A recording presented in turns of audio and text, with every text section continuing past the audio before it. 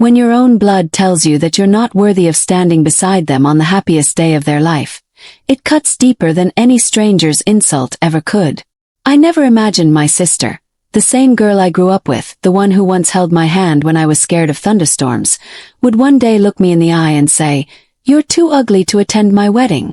First I thought she was joking. How could she mean it? But the cold look on her face told me otherwise. She was serious. She was afraid that my presence would embarrass her in front of her friends, her in-laws, and her new husband. Those words didn't just sting. They shattered something inside me.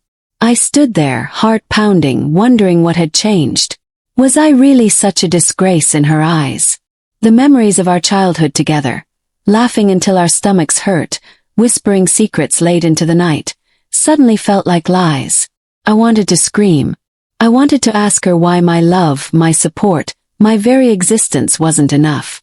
But all I could do was stand in silence as she dismissed me, as if I were nothing more than an unwanted shadow. Little did she know, that cruel rejection would ignite a fire in me. A fire that pushed me to uncover truths about our family, about myself, and even about her. My sister thought pushing me away would erase me from her perfect picture, but instead, it set into motion events she could never control. Because sometimes being called too ugly isn't the end of the story. Sometimes it's just the beginning of something much bigger. The words hung in the air like poison, and for a moment I couldn't breathe. "You're too ugly to attend my wedding," my sister said, her voice sharp and clear, leaving no space for me to pretend I had misheard. My heart skipped, my throat tightened, and I just stared at her, waiting for her to laugh, to smile, to tell me it was one of her cruel little jokes. She had teased me plenty growing up, but never like this, never so cold, never so final. Yet her face didn't soften. Her lips pressed into a thin, determined line.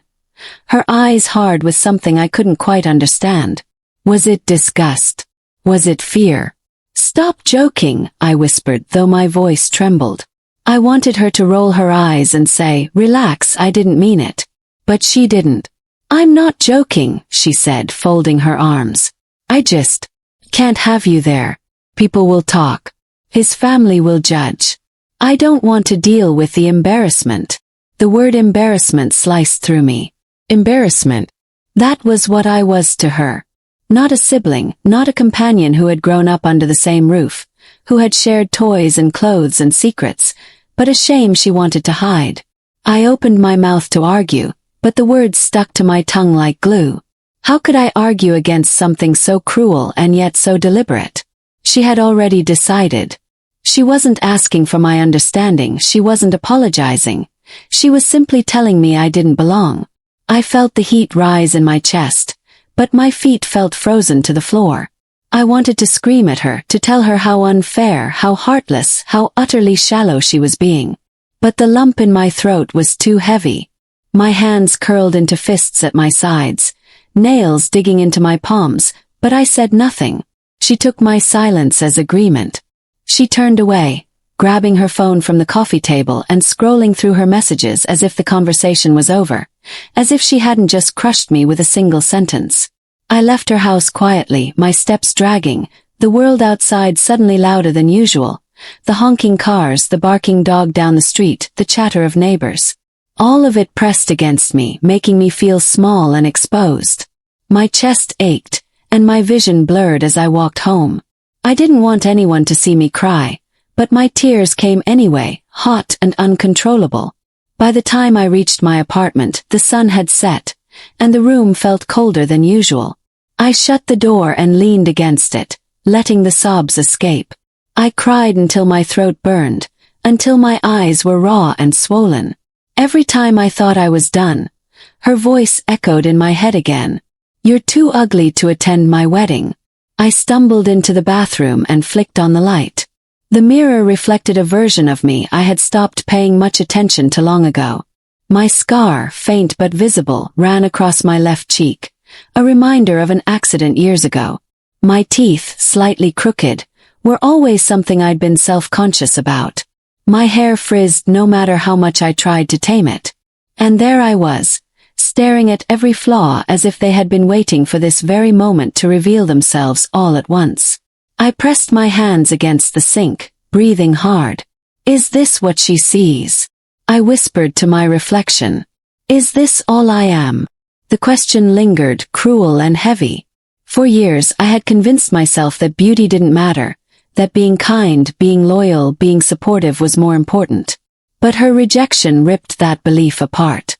If my own sister, the person who had known me since childhood, could dismiss me over how I looked, then what did that say about me? I turned off the light and walked into the living room, collapsing onto the couch. Memories came flooding back, uninvited. I saw us as children, building forts out of blankets, laughing until we couldn't breathe. I remembered her sneaking cookies from the kitchen and blaming me when our mother caught us. I remembered the nights we stayed up whispering about our dreams. She wanted to be a bride, a fashion designer, a star. I wanted simple things. To feel loved, to feel like I belonged. When had it all changed? When had she stopped seeing me as her sister and started seeing me as a blemish in her perfect picture? The more I thought about it, the angrier I became. My tears dried, leaving behind an ache that burned. It wasn't just about the wedding. It was about everything her words represented. That I wasn't enough, that I was less than, that I was unworthy of standing beside her on the most important day of her life. I sat there in silence for what felt like hours, the night stretching long and lonely. The clock ticked and my stomach growled, but I couldn't bring myself to eat. I kept hearing her voice, clear and merciless. Finally, I stood up and grabbed a notebook from the shelf. I didn't know what compelled me, but I started writing. At first, it was messy scribbles, angry words, broken sentences. But slowly, my thoughts poured out onto the paper. How her words made me feel, how small I had allowed myself to become, how invisible I had felt for years. The pen moved faster and faster until the page was full. When I looked down at what I had written, I realized something. Her rejection hurt, yes. It hurt more than anything I had ever experienced. But it had also lit something inside me, a spark I hadn't felt in years. A need to prove, not to her, but to myself, that I was more than what she saw. That I was more than a scar, more than crooked teeth, more than frizzy hair. I closed the notebook and sat back, breathing deeply. My chest still ached, but a small sense of resolve began to form. Maybe this pain could be turned into something else. Maybe it could be the beginning of something new. The night grew darker, and eventually, exhaustion pulled me into sleep on the couch. My dreams were restless, filled with images of her wedding, of guests pointing and laughing at me, of her turning her back on me. But in the middle of those dreams, I also saw flashes of something different. Me standing tall, me smiling without shame, me being seen not for how I looked but for who I was. When I woke the next morning, sunlight poured through the curtains, warm and gentle. My eyes were puffy, my head heavy, but there was a strange calmness inside me. The pain hadn't gone away. It still throbbed in my chest, but now it was mixed with something else. Determination. I went to the bathroom and looked at myself in the mirror again. The flaws were still there, of course, but I saw something different in my eyes. A flicker of strength. I touched the scar on my cheek and whispered, "You don't define me." It wasn't a full recovery. It wasn't sudden self-love or magical confidence. But it was a start. A start that, unknown to me at the time, would lead to changes I never imagined. My sister thought she had erased me from her story. What she didn't realize was that she had just set the stage for mine to truly begin. The following week unfolded like a blur, though the sting of her words stayed with me every waking moment. Even at work, where I tried to lose myself in mundane tasks, I found myself zoning out, her voice replaying in my mind. "You're too ugly to attend my wedding." It was strange how a sentence so short could echo so loud, filling every corner of my head. My colleagues noticed I was quieter than usual, though they didn't ask questions. Maybe they thought I was tired or stressed. No one knew the truth, that my own sister had carved open a wound I didn't know I had. One evening I sat on the edge of my bed, scrolling aimlessly through my phone. Social media was full of perfect lives. Smiling faces, flawless skin, glowing weddings. My sister had already posted her engagement photos, and the images made my stomach twist. She looked radiant, of course, but what hurt most was the captions. Couldn't ask for a more perfect family to join. There I was, erased from the picture, as if I didn't exist. For a long time I thought about just disappearing from her world entirely. I considered deleting her from my contacts, blocking her online, and pretending she was nothing to me. But every time I thought about doing it, something inside me resisted. As much as I hated what she had said, as much as I wanted to stop caring, she was still my sister. I couldn't just erase her. And maybe, just maybe, I couldn't erase myself either. That was when I remembered the notebook from that first night. The one where I had scribbled my anger and pain until the page nearly tore. I picked it up and flipped through the messy writing, the words heavy but honest. Something in those pages made me feel lighter, as if I had released a piece of the poison she had planted in me. I grabbed a pen and started writing again, this time slower, steadier. I didn't just write about her insult. I wrote about me. About how I felt unseen for so long, about how I had accepted being invisible in the background. 4 hours the pen didn't stop. By the time I put it down, the room was silent, and the night had grown deep. My hand ached, but my heart felt strangely calmer.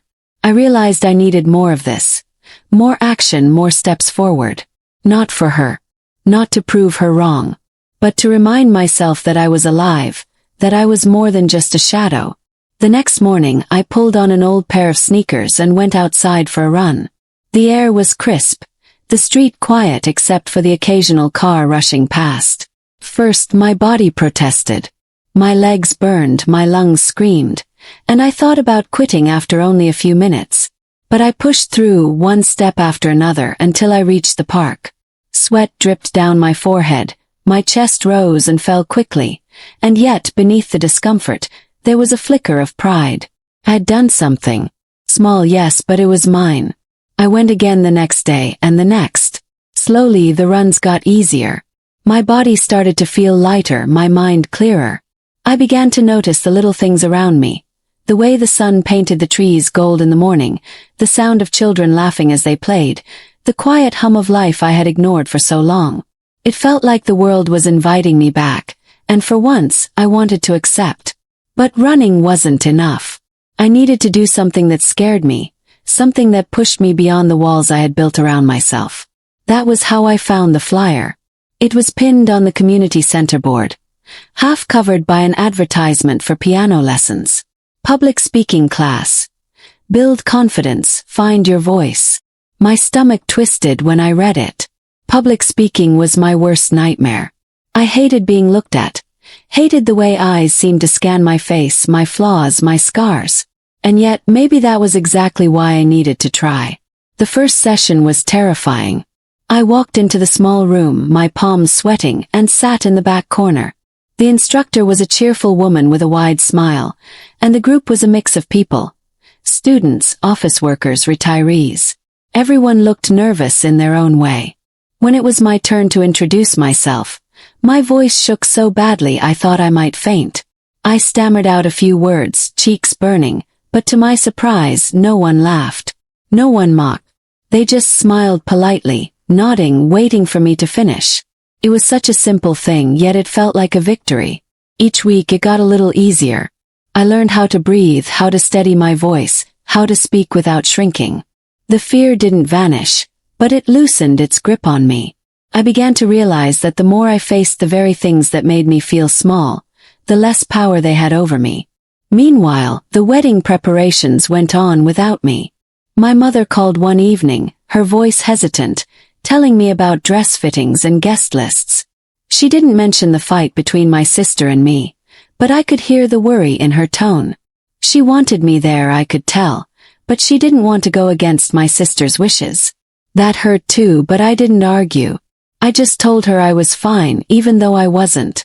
I poured myself into my new routine instead. Running, writing, classes. Bit by bit, I felt pieces of myself returning.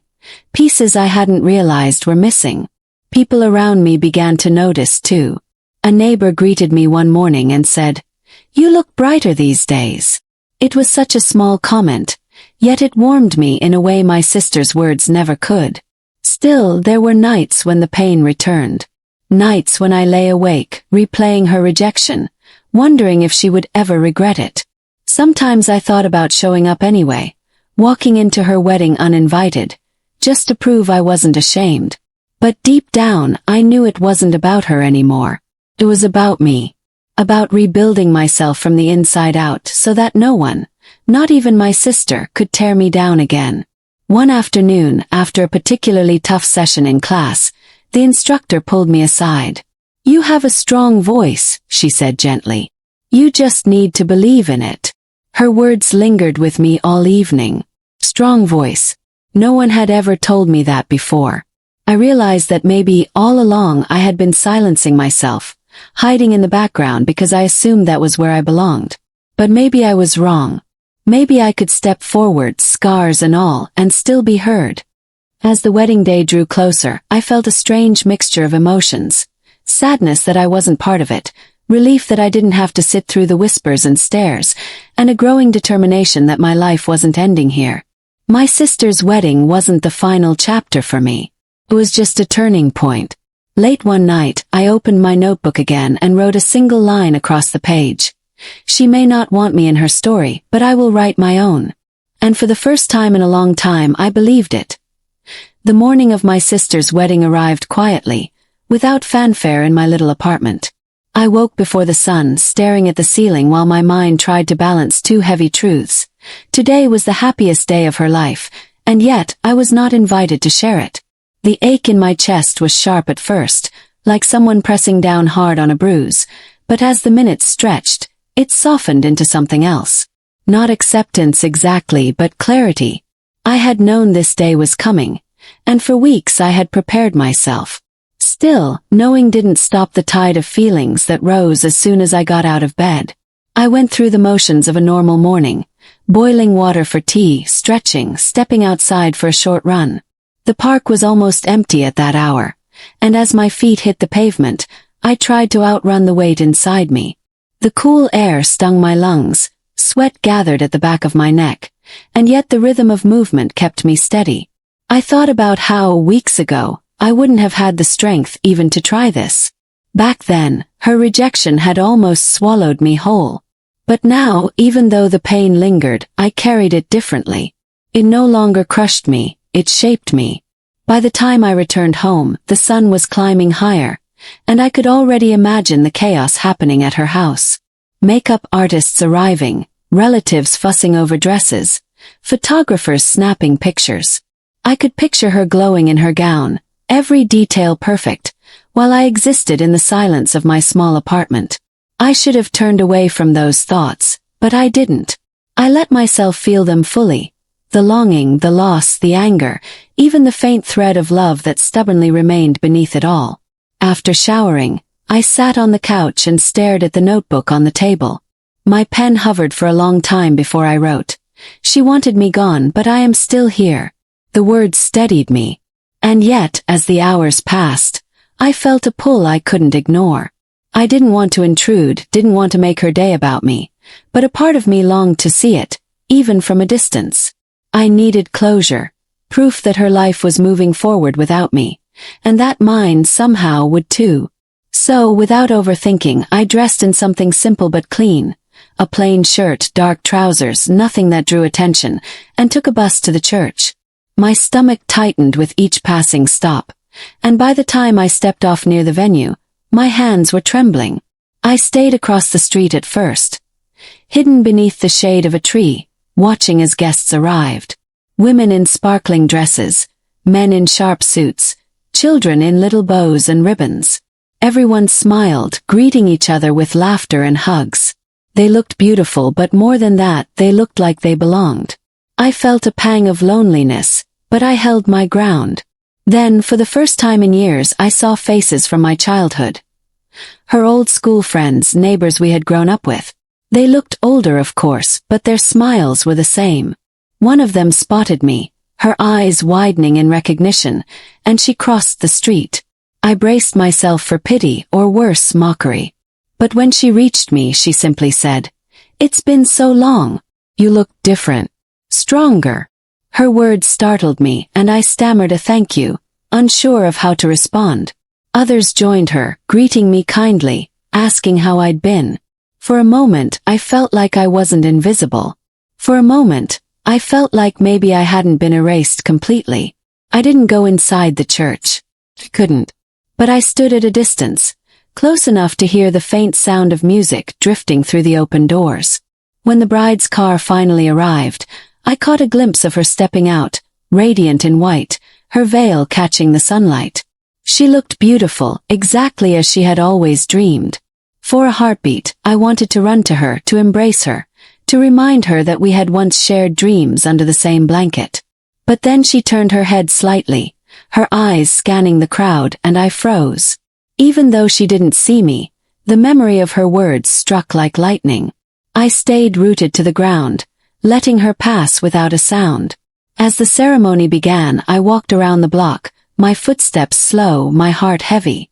I didn't need to hear the vows or see the rings exchanged. I already knew the outcome.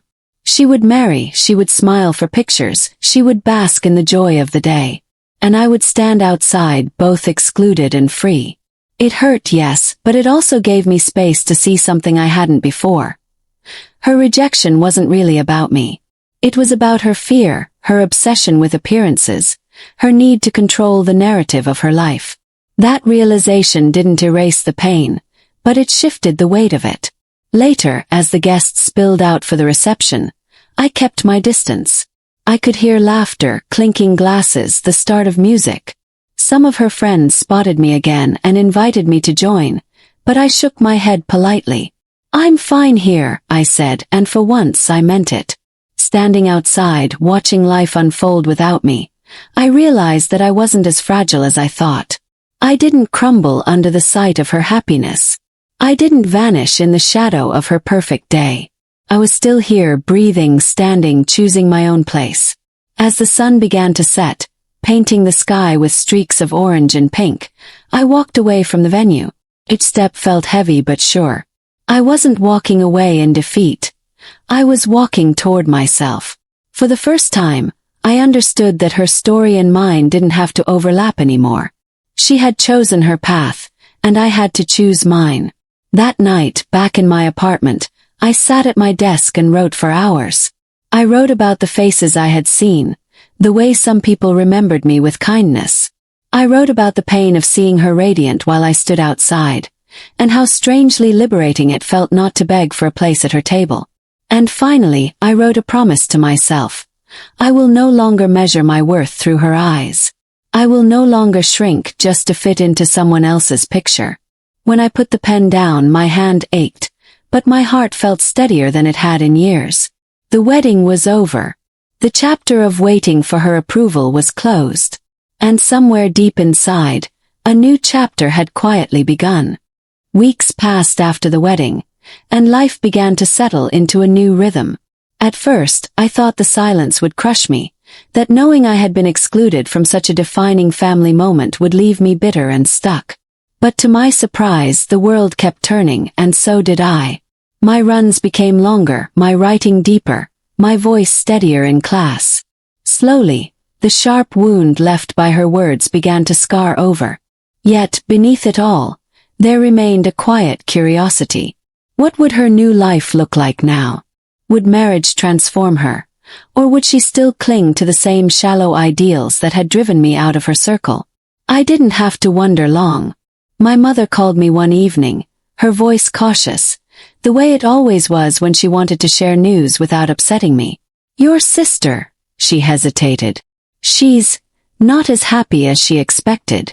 I stayed silent, waiting. "Her husband's family is difficult. They're very critical. They want things a certain way, and she's struggling to meet their expectations." A strange mix of emotions stirred in me. Part of me felt a small, guilty satisfaction.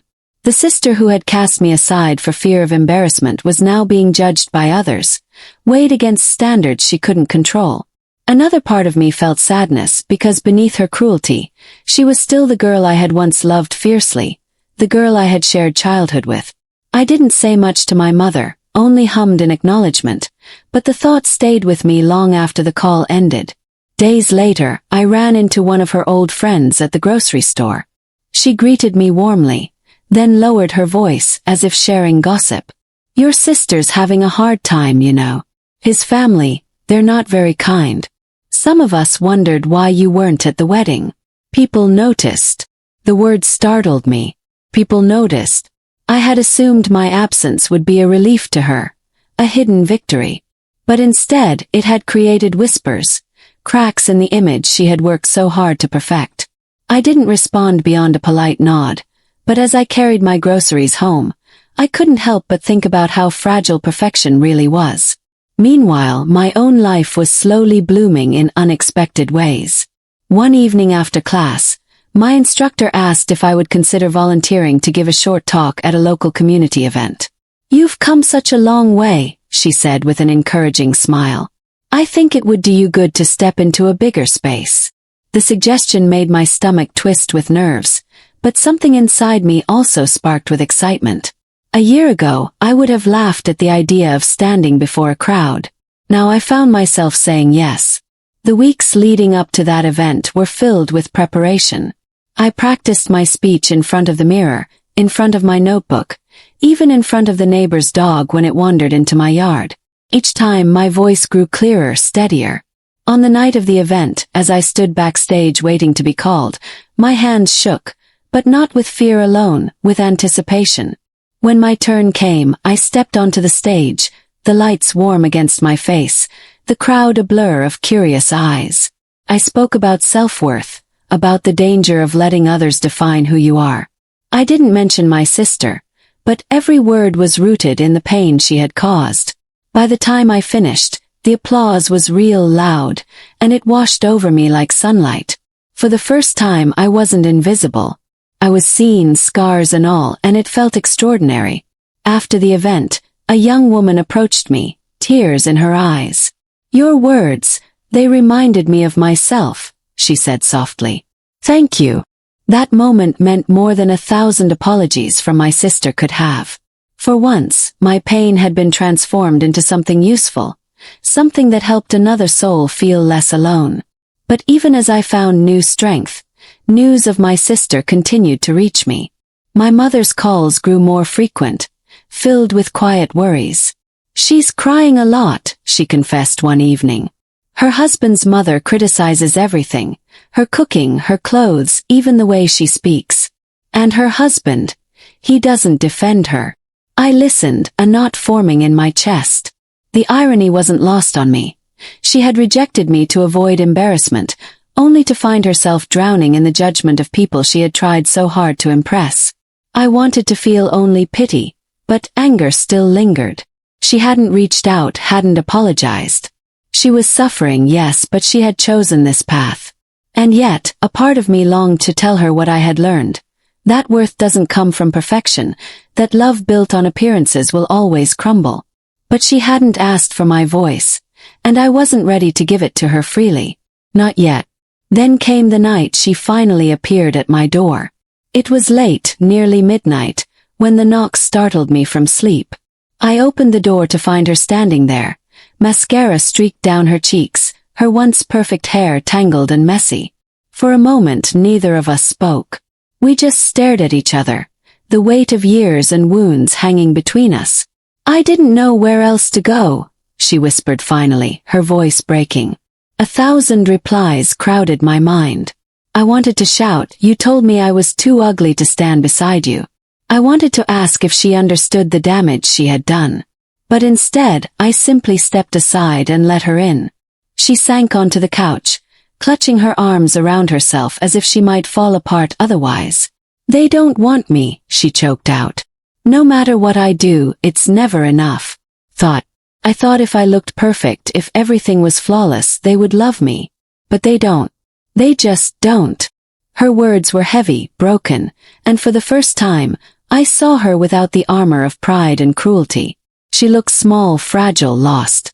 I sat across from her, silent, because I didn't know what to say. She had chosen to humiliate me, to cut me out, and now she was here, asking for comfort she hadn't given me. "Why did you say that to me?" I asked finally, my voice low but steady. Why did you tell me I was too ugly?" Her eyes filled with fresh tears. "I was scared," she whispered. "Scared they would judge me if they saw you. Scared they would think less of me. I was selfish and cruel, and I hate myself for it." She covered her face with her hands, sobbing into her palms. For a long moment I just sat there watching her crumble. Part of me wanted to reach out, to comfort her as I had when we were children. Another part of me wanted to let her sit in the wreckage of her choices. But beneath the conflict, there was a quiet truth. Her words had hurt me deeply, but they had also forced me to grow in ways I never would have otherwise. "I'm not ugly," I said softly, almost to myself. Her hands dropped, and she looked at me, eyes red and swollen. "No, you're not. You never were. She broke off, shaking her head. "I was wrong." The silence stretched, heavy but not unbearable. Something had shifted between us, though I wasn't sure if it was forgiveness. Not yet. But it was something, a crack in the wall she had built, and maybe in the one I had built too. That night, after she finally fell asleep on my couch, I stood by the window, looking out at the quiet street. My heart was a storm of emotions. Anger, pity, love, confusion, but beneath it all was a strange peace. For so long I had measured myself against her words, her judgment, her approval. Now I saw her for what she was. Not perfect, not cruel beyond repair, but flawed and frightened, just like me. And in that realization, I understood something important. Her story and mine were no longer tangled the way they once were. She could fall, she could rise, she could make choices that hurt or heal, but my worth no longer hinged on her.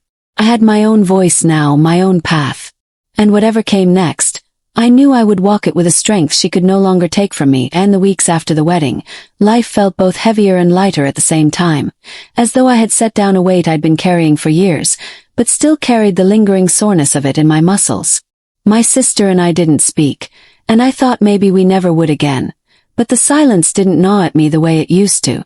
Instead, I poured my energy into the small life I was building. Work, routines, even hobbies I had abandoned long ago. I began sketching again, sitting by the window in the evenings with a pencil and paper, letting lines and shapes flow onto the page without judgment. It wasn't about proving anything anymore. It was about expression, about giving my heart somewhere to rest. Strangely, people started noticing the change in me. A colleague invited me to share some of my sketches at a small community art event, and though I hesitated at first, I agreed. The night of the event, standing in front of strangers who smiled and asked questions about my work, I realized how far I had come from the shadow of my sister's rejection. For the first time in years, I felt visible in a way that had nothing to do with comparison or shame. But life has a way of circling back, and one evening, months later, the past knocked on my door. Literally. When I opened it, there she was, my sister, standing uncertainly in the hallway.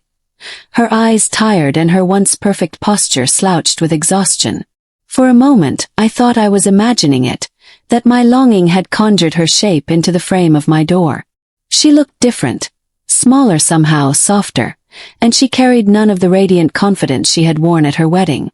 We stared at each other, both too stunned to speak, until she whispered, "Can I come in?" I stepped aside, not out of duty, but out of curiosity. As she entered, I noticed her hands trembling slightly, her face pale, her lips pressed into a line as if she was holding something heavy inside. We sat across from each other, and for the first time in a long time, she seemed unsure of herself. The silence stretched, but it wasn't cruel. It was waiting, patient, like both of us needed time to remember how to breathe in the same space. Finally, she broke. "I need to apologize," she said, her voice cracking as though the words were too big for her throat. "What I said to you before the wedding. It was cruel. It was unforgivable. And I've thought about it every single day since." My chest tightened, anger and hurt flaring up again, but beneath them was something else. Disbelief that she could even admit it. She explained haltingly how the weeks after the wedding had not gone the way she expected. Her new husband's family, polished and sharp, had been critical of everything. Her appearance, her manners, even the way she managed the household. She had tried so hard to please them, only to realize their approval was as fragile and conditional as the one she had demanded of me. "They make me feel like I'm not good enough," she confessed, tears spilling down her cheeks. "And I thought if I cut out anything that looked imperfect, if I made everything around me spotless, then maybe I could finally be accepted. But I hurt the one person who loved me before all that." She covered her face with her hands, shaking. Listening to her, I felt the old wounds reopening, but I also saw her differently. She wasn't a villain in that moment. She was a scared girl who had built her whole worth on the shifting sands of appearances, and it had finally caved beneath her. I could have lashed out. I could have told her she deserved every ounce of her pain. But instead I just sat there, quiet, letting her words settle in the air between us. After a long pause, I said softly, "Do you even realize what those words did to me? You told me I was too ugly to stand beside you. You didn't just uninvite me, you erased me. I thought about not existing anymore, just so I wouldn't carry the shame of being your sibling." The room grew unbearably still as my confession hung there. Her eyes widened in horror, and she reached for my hand, though I didn't offer it. "I didn't know," she whispered. "I was so blinded by my own fear. I didn't see what I was doing to you." The truth is, hearing her apology didn't undo the damage. It didn't erase the nights I cried alone, the days I felt invisible. But it gave me something I hadn't expected. Validation that my pain was real, that I hadn't made it up in my head. For years I had carried the weight of believing I was lesser, and in that moment, I saw that it wasn't me. It was her fear projected onto me. That realization was worth more than any apology. Still, I told her plainly, "I don't know if I can forgive you. Not yet. Maybe not ever. But I hear what you're saying. And I hope you mean it." She nodded, tears streaming freely. And for the first time, she didn't argue, didn't demand, didn't try to control. She just sat with her regret.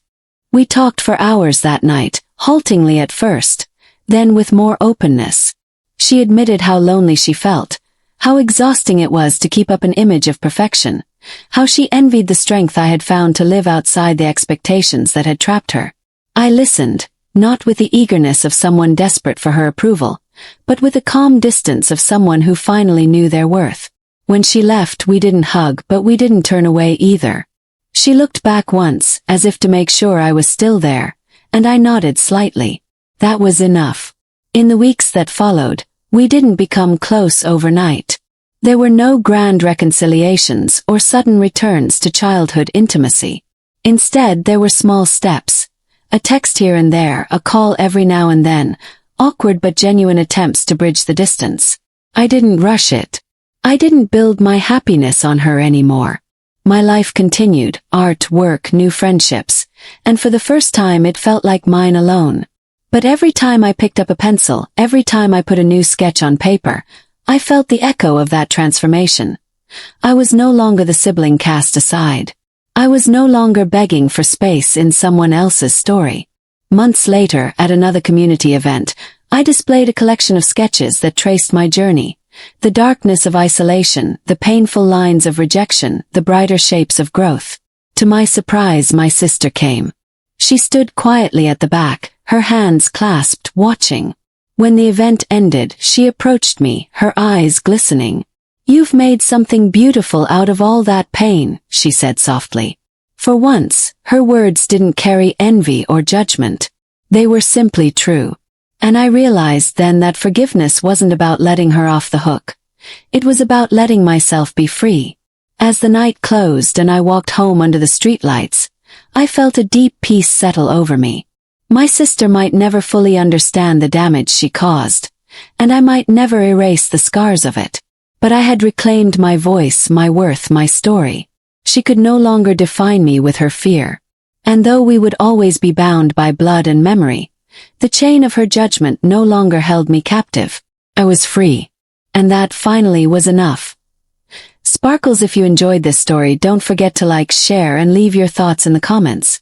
Sparkles, subscribe to Twisted Fate Chronicle for more powerful and emotional stories every week.